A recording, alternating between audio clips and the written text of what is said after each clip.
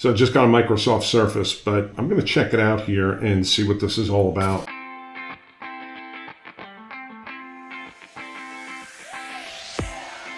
So let's open this bad boy up.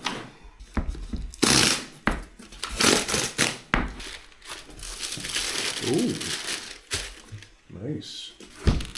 Here it is. I like the color. Oh, it's another box.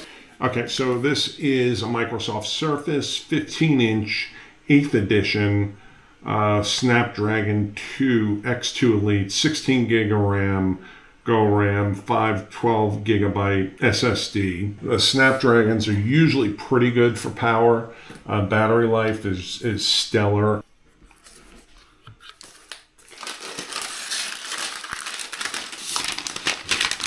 Okay, so I like the finish. It is, look at that. That is a sharp looking device, and it is metal or aluminum. Not much in the way of vents, power, and potentially a SDXC card and power. 2 USB-C and would think Thunderbolt variety. That is a baby power adapter. That is what plugs into the side for power, proprietary. USB-C charging capable, so that's good. I am gonna use this for a few days, review it, see what I like about it, what I don't. I really do like the color and the surface. The material is really nice. That is almost Apple quality material.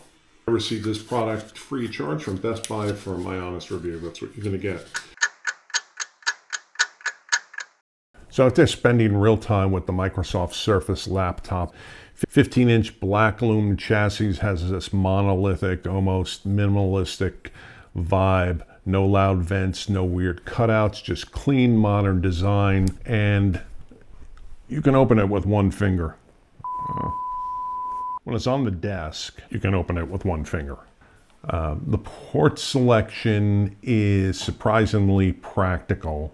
Dual USB-C, USB 4, USB-A, micro SD slot, which I always appreciate. The display is one of the standout features at 3270 by 2180 and 600 nits. It's sharp, bright, and genuinely great to look at. It's closer to 4K than the marketing suggests, and running at 120 Hertz makes everything feel smooth. The only trade-off is, as you can see here, the glossy touch, a little reflective in certain lighting. You can see that here. But that shouldn't distract from the quality and the performance of this laptop. Speaking of performance, the Snapdragon X2 platform impressed me. The 12-core CPU, integrated GPU, and NPU make this machine very efficient. It stays cool, barely ramps up the fans, and still delivers performance in the ballpark of a Ryzen 7 5800X while sipping power. Everyday apps, Word, Excel, PowerPoint, all feel snappy. Even heavier spreadsheets and slide decks hold up well. Now, where it hits the wall a little bit is video work. This might work in a pinch, but Clipchamp is fine for quick edits, but once you start pushing timelines, effects, or rendering, the GPU can only do so much, and you feel that ceiling fast. If I could change one thing about this configuration, it would be bumping up the RAM to 32 gigabytes. The chip is capable, it just needs more headroom, and maybe some improvement on the GPU.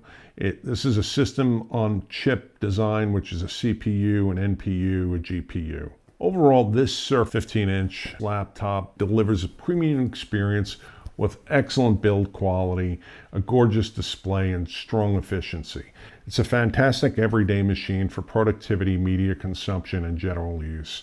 For creators, it's workable in a pinch, but if video editing is a core part of your workflow, this may not be it. This is a good business laptop This battery will basically last the business day due to how power efficient this device is. It doesn't get hot at all, and the fan barely goes on. The keyboard feels supple. It's has automatic backlighting. Trackpad's got haptic feedback. So overall, a really good laptop. This compares well to a MacBook Air.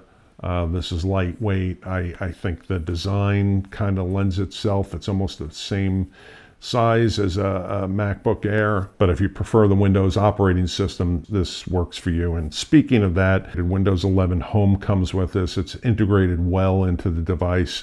Not a lot of bloatware, not a lot of third-party stuff, which you would expect since it's Microsoft's hardware and Microsoft's operating system. So not a lot of nonsense with this. It's got everything you need. It's not really a gaming laptop, not really a content creation laptop, but I think it's focused as a business-centric laptop that'll get you through an entire day pretty much on a single charge. It comes with a 65-watt charger, which will quick charge this battery.